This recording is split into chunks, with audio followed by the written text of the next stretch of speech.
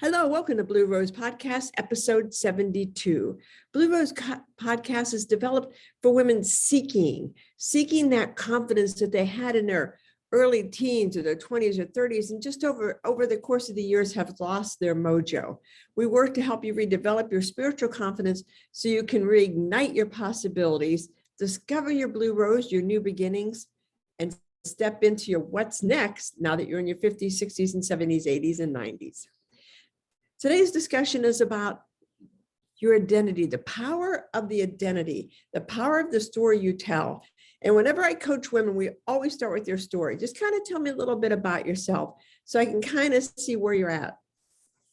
And everybody inevitably, it seems like, kind of gets stuck in this one spot. Now, optimistically, they get stuck in a positive spot, but if not, then we have to work through that. And I'll use my story as a perfect example.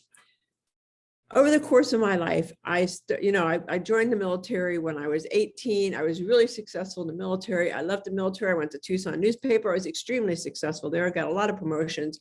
Was going to school full-time as well. I worked full-time and went to school full-time for years.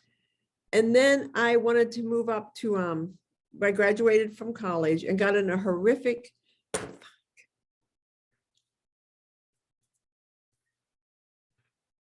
Hi, welcome to episode 72 of the Blue Rose Podcast. I'm Karen Barno, your host. Blue Rose Podcast is for those women seeking their spiritual confidence. They remember a time when they were in their 20s, 30s that they were so confident. Just over the course of time and life, you've lost your mojo. I help you refine that mojo, reignite your possibilities, find your blue rose with your new beginning, and help launch you on to what's next with next level confidence. I want to talk today about where in your story do you kind of get stuck. Everybody has a story, and your story is so powerful because if you tell yourself a powerful, positive story, that's what you're getting. But most of us, it seems, kind of get stuck. You know, I'll use myself as an example. When I was in school, and if you followed me for a period of time, I barely graduated high school. I was abused as a child. I drank too much, did too many drugs. But I knew I was destined for more. So I joined the military, the Air Force. I went as a medic. I did really well in the military. We made it all the way up to sergeant. But the roles, the black and white roles for the military just wasn't my thing. So I got out after 4 years. And then I continued to go to school. I got a job at the Tucson newspaper. I excelled at the Tucson newspaper, working and going to school at the same time. In my senior year of college, I got in a horrific motorcycle accident to where I had closed head injuries, broken bones, a lot of stuff happened. I had to recover, but I was still in school. So I couldn't take time off from school. I had to keep going because I was getting the GI Bill and, money was crucial to me. So I stayed in school.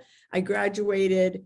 I got a job with Radio Shack because that was back in the 1980s when the recession was horrendous. And I did well with Radio Shack, but I decided I wanted to move up to Phoenix. I wanted to work for the paper up in Phoenix. And so I transferred up with Radio Shack. Then in a course of 3 years, I had the hospital bill from my accident, and it was about $20,000. This was back in 1980s, you guys. That'd probably be $500,000 by now. So I had that come due, and I quit the Radio Shack in Phoenix to go work at the newspaper, the Phoenix newspaper, and my boss quit at the same time at the Radio Shack and stole my check. I went to the bank and I said, I think this guy stole my check. They showed it to me. He misspelled my last name, and they're like, well, we'll call him. Different times, y'all. They called him and he says, no, I didn't take her check. She's always kind of been nuts. And they believed her. So I was out of a check and I had this horrendous hospital bill. So I am trying to work massive hours to make enough money. Things just caught up with me. I just got overwhelmed. I was drinking too much. I was just so lost that I ended up homeless.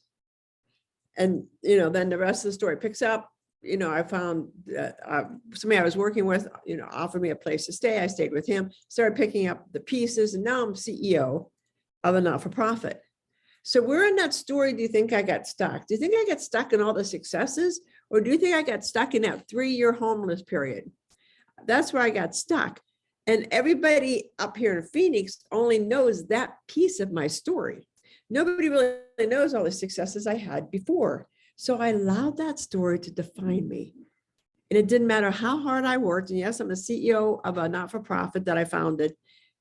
I still feel less than, because I couldn't be more than, because how would I end up homeless?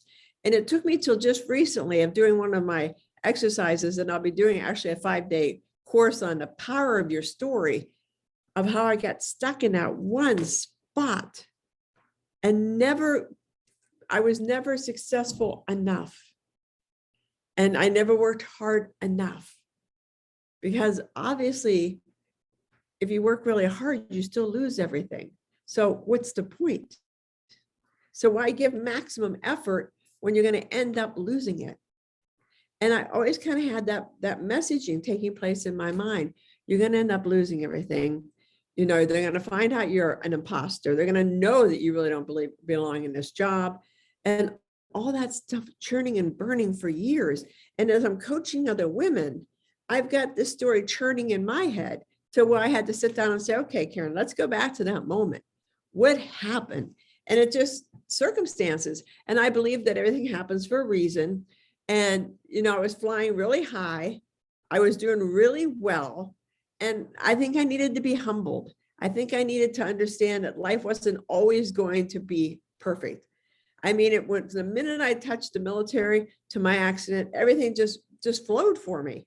It just rolled. I just rolled with it. And from that point on, everything did not roll. Difference, before that, I had such a positive attitude, because when I left home, I told everybody, I am in charge of my life. It is on me now to make this work. So whatever happened in my past, I'm leaving it there.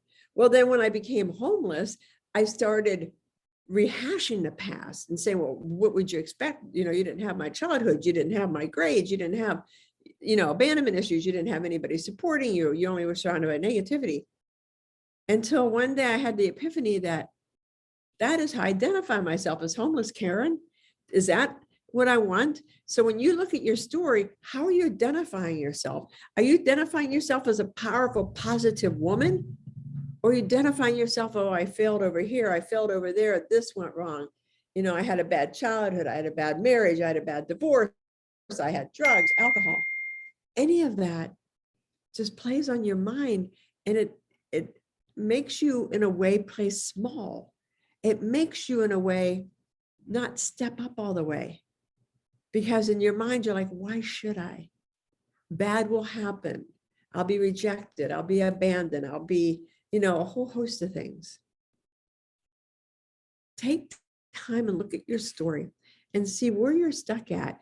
And if you're one of those great women who are stuck, who are on the positive track, good for you. But if you're one of those great women that are a little bit on the negative track, let's talk. Let me help you. This is exactly what I coach women on: how to get past your story, how to recreate it. First of all, you have to reconnect within to your story.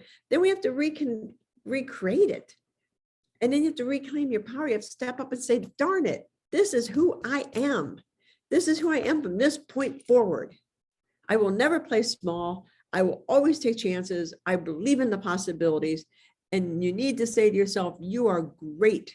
You have greatness within. You haven't scratched the surface of how amazing you will be, how amazing you are, and how amazing you will be, and how amazing you can be. So if you're interested in working together, I put a link here on, you know, if you're watching this on YouTube, but also on my podcast show notes. And if you have any questions, heck, just reach out and DM me. I'm on Facebook. I have a Facebook group, Next Level Confidence, on TikTok, on, you know, I'm everywhere. I'm on, you know, obviously, or if you're watching this on, oh my God, on a podcast, you see me here. Let me know if you have any questions. Don't allow the past to equal your future. Don't allow your past to hold you back any longer. Let's cut the chains and help you find your blue rose.